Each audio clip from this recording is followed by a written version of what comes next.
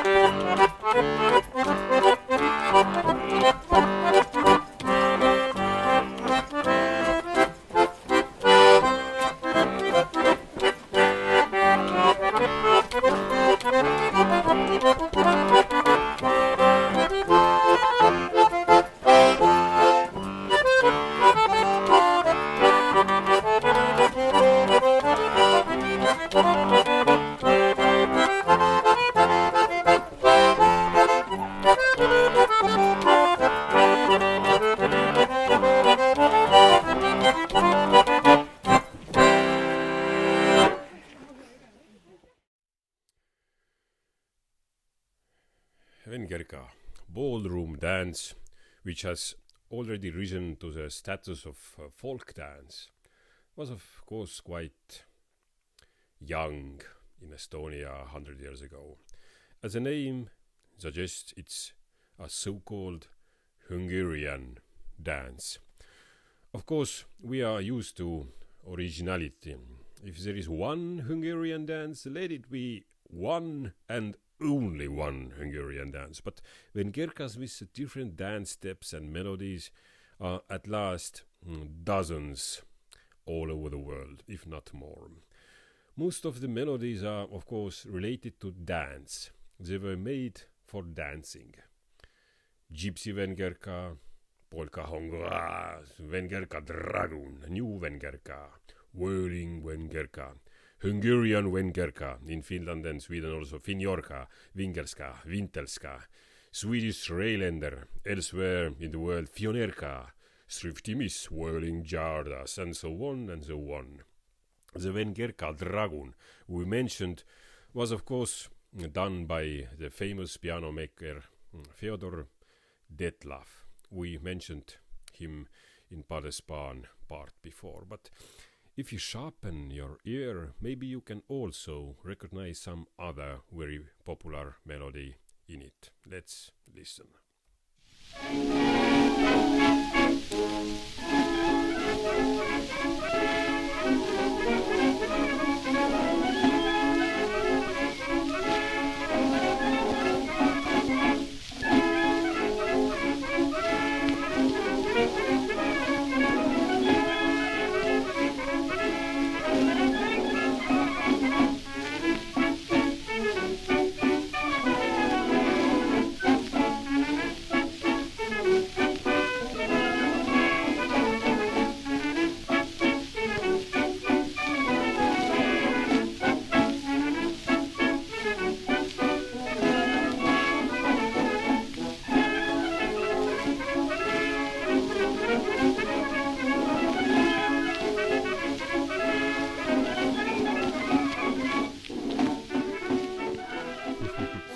Yes, and Estonians became common with Hungarian dance at the end of 19th century, as noted, just passing by only with a word of dance by a Baltic German linguist Christoph Friedrich Karl von Mickwitz.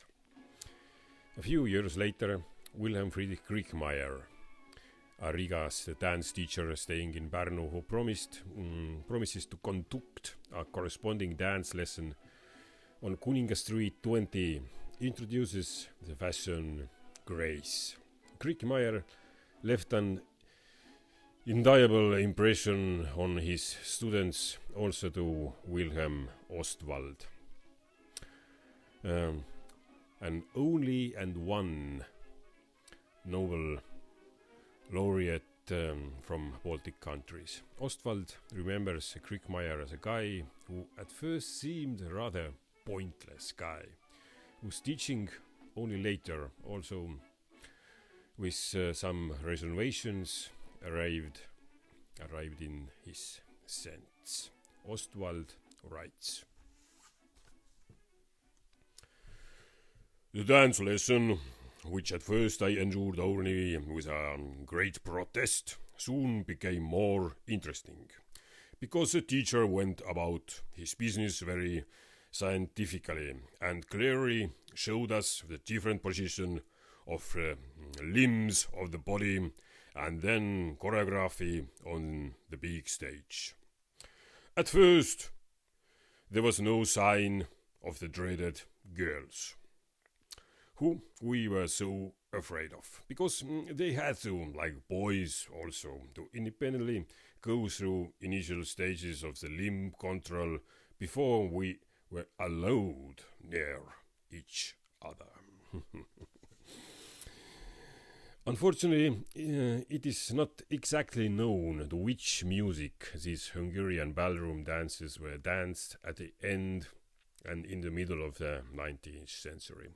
And the origin of their various choreographic arrangements is also unclear.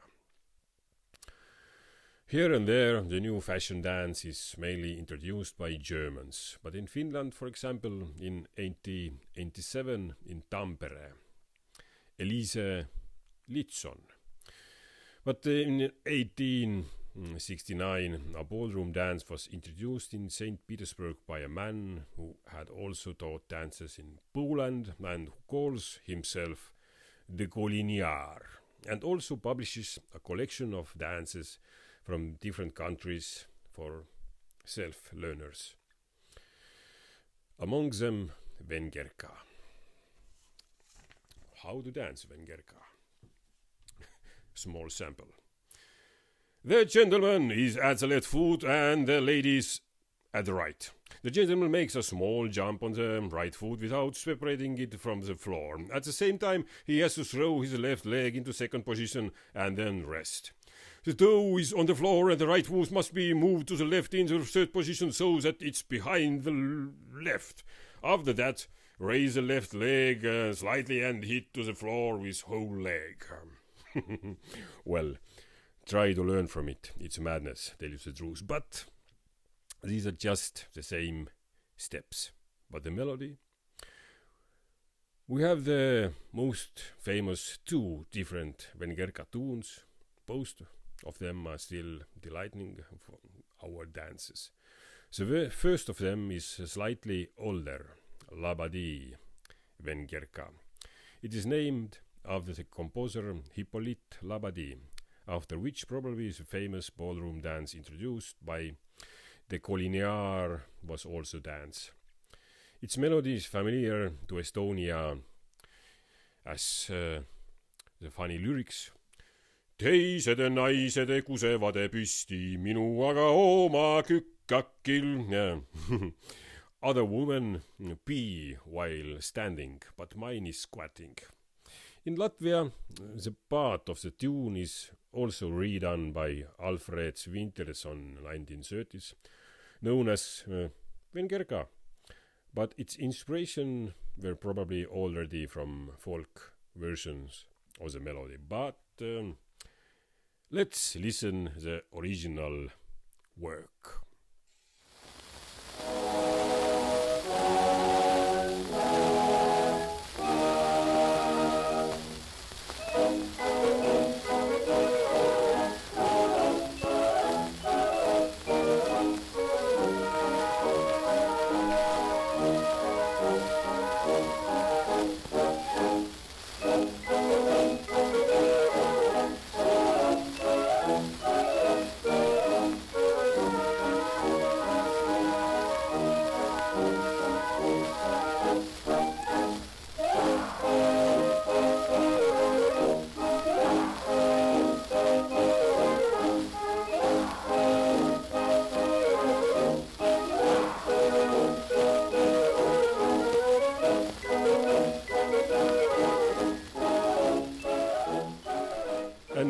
you may know, it's also Latvian sadaļā vengerka.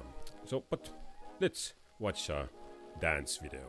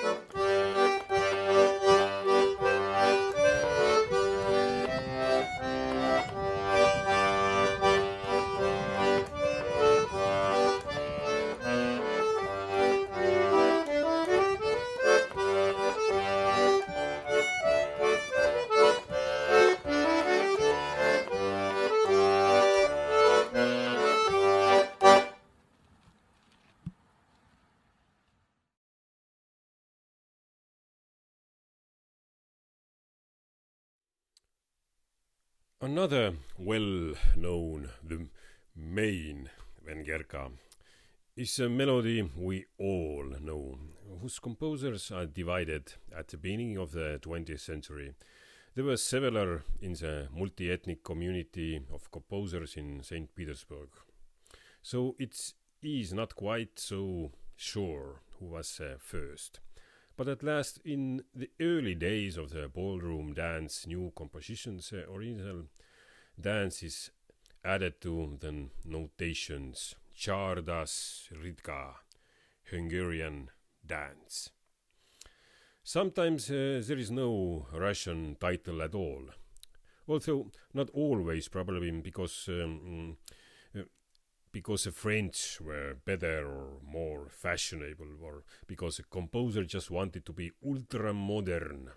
Rather it could be that the streets of St. Petersburg and Moscow in the 20th century beginning and in the end of 19th century, vengerka meant not only Hungarian girl or Hungarian stuff, but also women who provided certain low-paid services.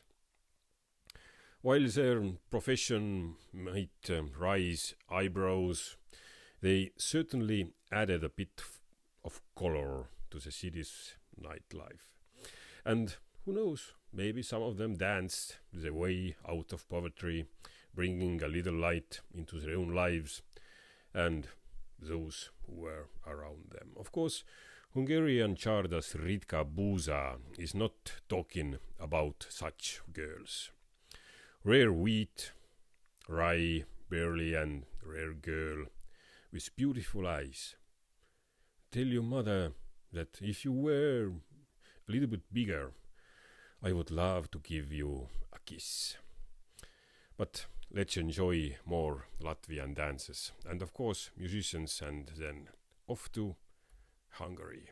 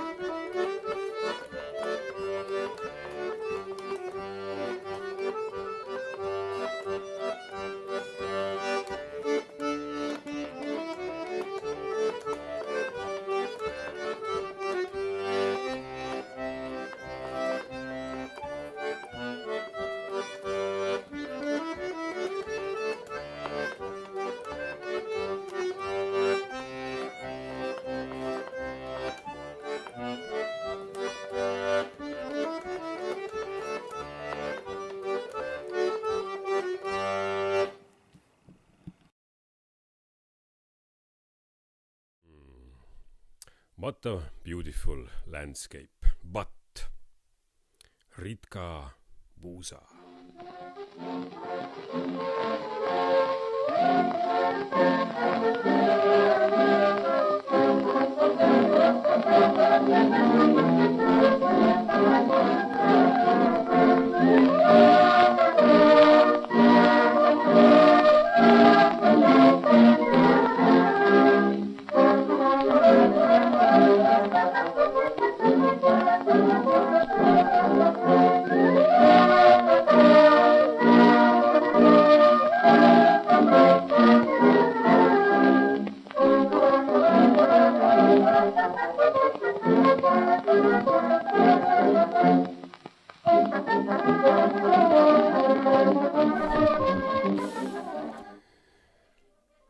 The Hungarian Ritka Csárdas is already quite European and has also received the stamp of an unwanted repertoire in Hungary due to the Hungarians' own musical national mother tongue.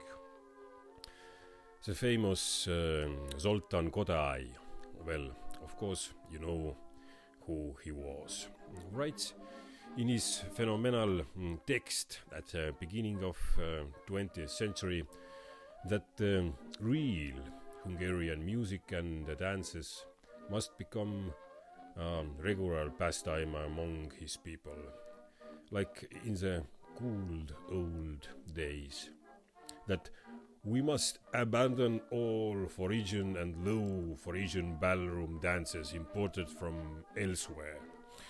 Everyone must know that real Hungary has music other than pop songs like Ritka Buusa, Ritka Arpa.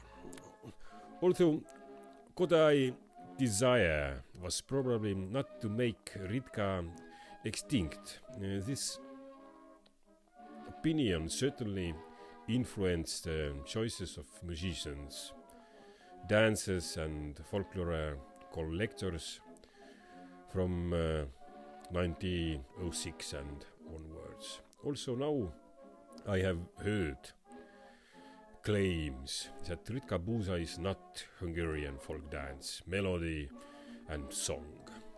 Whether this is true is another question. Perhaps it is and it's not at the same time. It depends on the context where we place the story in time and space. Melodies similar to Ritka Buusa have already been penned down in Hungary in the first half of 19th century. In the collection Vairāk dalok, arias and songs, which was collected by Tuus István in 1832 to 1843. We already find a similar piece of music also in later collections, but of course they do not have a hint of wheat or barley in the title. These were probably musical motives that were suitable for many dances or pieces of music and only later developed into a more or less definite dance with more or less definite music, title and lyrics. And the song text, which has also been collected and published already in the middle of 19th century, varies quite a lot, and it's quite clear that this text was also sung in different ways, different melodies. This is also confirmed by Ritka Buusa's song recordings, historic and archive recordings, and sheets of music from different times. Hungarian lyrics and music and dance that were already established in the works of modern composers, theatrical plays and recorded musicians, all of this becomes the one and only real Ritka Buusa. And of course, it must be said that it was not European vengerka, but rather a Hungarian dance. many branches of the one tree. But now we naturally return to the Baltics. By the way, it must be said that as during the beginning of Soviet occupation, the foxtrot was banned. Well, of course, not to mention the saxophone and the jazz of the decaying Western society was banned. The Vengerka dance is for some reason characterized instead as a Soviet dance, together with patineur, mignon, krakowiak and of course padespan. Probably the fact that these former ballroom dances had turned into ordinary peasant dances played a role in this. Their dancing did not have the smell of expensive perfumes, cognac or whiskey glasses and cigars of the restaurants of rich city people. And you can't take away a dance from the people. Call it whatever you want, whosever you want. There are many fascinating aspects of Vengerka and its history that we didn't have time for now to cover in this short presentation. I hope the time we spent together here in the video was both enjoyable and informative. Perhaps in the future we can delve deeper into these topics. I would also like to extend my heartfelt thanks to all the archives and databases whose good work made this presentation possible. Let's not forget that behind every piece of archived material are really dedicated people, researchers, scientists, recorders, employees. And I also want to express my gratitude to all the musicians, video makers and dancers who brought this rich cultural history to life. Thank you for joining me on this journey through the vibrant world of Vengerka. Until next time. And let the Lithuanians dance. Vengerka!